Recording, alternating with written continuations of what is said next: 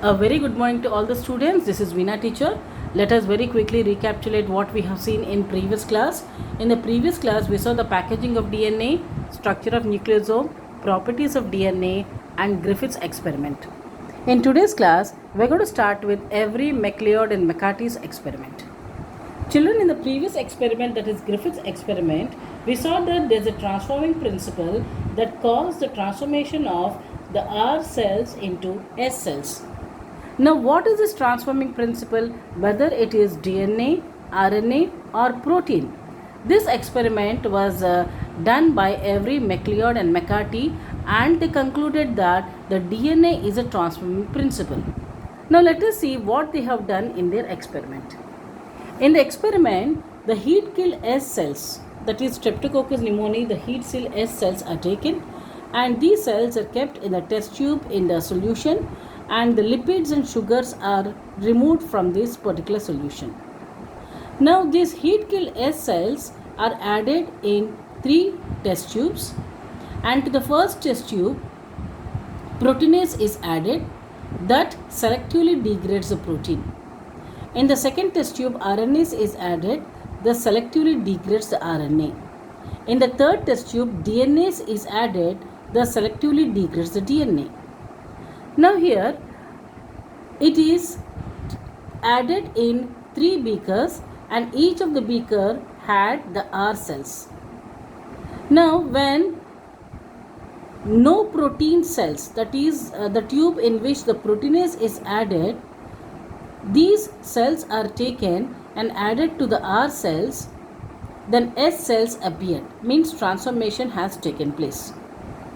Now when the RNA is destroyed and these S cells are added to the R cells, once again S cells appeared, means transformation has taken place. In the third tube where there is no DNA present, when these are added to the R cells, then there is no transformation that has taken place. So this particular experiment, it concludes that the transformation requires DNA, therefore DNA is a genetic material of the cell. Now this was further proved by the third experiment, which was conducted by Hershey and Chase in the year 1952. Now in this experiment, they took the bacteriophage and Escherichia coli cells. Now there are 2 kinds of bacteriophages which are taken for this experiment. The first bacteriophage, as you can see here, it is radio-labeled with sulfur, and the second bacteriophage is radio-labeled with phosphorus. Now let us see what is the meaning of sulfur-labeled bacteriophage. So some bacteriophages are grown in bacteria containing radioactive sulfur. Sulfur is incorporated in the formation of amino acids cysteine and methionine. Therefore, phages are grown in radioactive sulfur contain radioactive protein coat. Some phages were grown in bacteria containing radioactive phosphorus. The phosphorus gets incorporated in the DNA. Therefore, the bacteriophages grown in the radioactive phosphorus contain only radioactive DNA.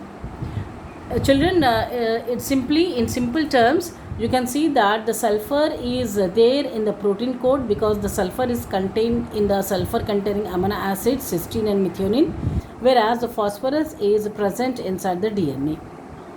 Now this particular bacteriophage is made to infect the Escherichia coli cell. The first step is infection. And when the bacteriophage sits on the bacterial cell, the genetic material that is present inside the phage is given inside the bacterial cell. You can just see here that the bacteriophage is giving its genetic material and the genetic material is going inside the cell. Now in the third step, the blending takes place, means the phage particles get removed from the cell, and when these cells are centrifuged, all the phage particles are removed, and then what happens is where is the sulfur located inside this cell and where the phosphorus located inside this cell was observed. Now since the sulfur is present only in the protein coats, and then the bacteriophage containing the protein coat, the bacteriophages they got removed from the cell, so there's no sulfur found in the cells, the bacterial cells. Whereas here, since the phosphorus is present inside the DNA, the bacteriophages have given the DNA to the cell. Here, the radio-labeled phosphorus was found in the bacterial cell. So this experiment proves that the DNA is the hereditary material. Now let us go to the next concept, that is the structure of DNA. You can see here the picture of Watson and Crick. They are explaining the structure of DNA for the first time. Now before going into the structure of DNA, let us see to the contribution made by Friedrich Miescher and Wilkinson Franklin. Now Friedrich Miescher was a Swiss physician and biologist. He was the first scientist to isolate nucleic acids.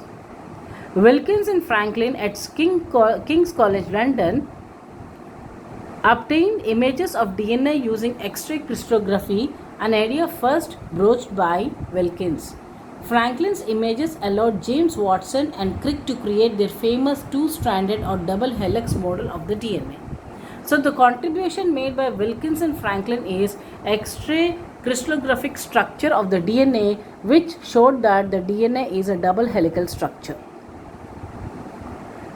Next is Shagaff, who has given a Shagaff rule. Means there are equal number of adenine and thymine bases and guanine and cytosine bases in the DNA. That indicates that there is a complementary base pairing between adenine and thymine, guanine and cytosine. Children, all these things about the structure of the DNA we saw in standard 11 class also. That's why I'm going a bit fast here. Now here you can see the structure of the DNA in this picture. So in the structure of the DNA, you can see that there are two polynucleotide strands, and these long polynucleotide strands, they run from 5 carbon to 3 carbon and 3 carbon to 5 carbon. Each polynucleotide chain, the deoxyribose molecules of two adjacent nucleotides are linked through one phosphate molecule by the phosphodiester bond. The backbone of each polynucleotide chain is formed of alternate sugar and phosphate molecule with nitrogenous bases directed inside the helix, that is towards the central axis like the rungs of the staircase. Now the two strands are anti-parallel to each other, that is one strand is running from 3' to 5', the other strand is running from 5' to 3'. And the next important thing is the diameter of the DNA helix is 2 angstroms, and there are two grooves present, minor groove and major groove. Distance between two subsequent nitrogenous bases is 0.3 nanometers. So this is the double helical structure of the DNA that was given by Watson and Crick, for which they got a Nobel Prize. Now children, in this class what we have seen is Avery, MacLeod and McCarthy's experiment.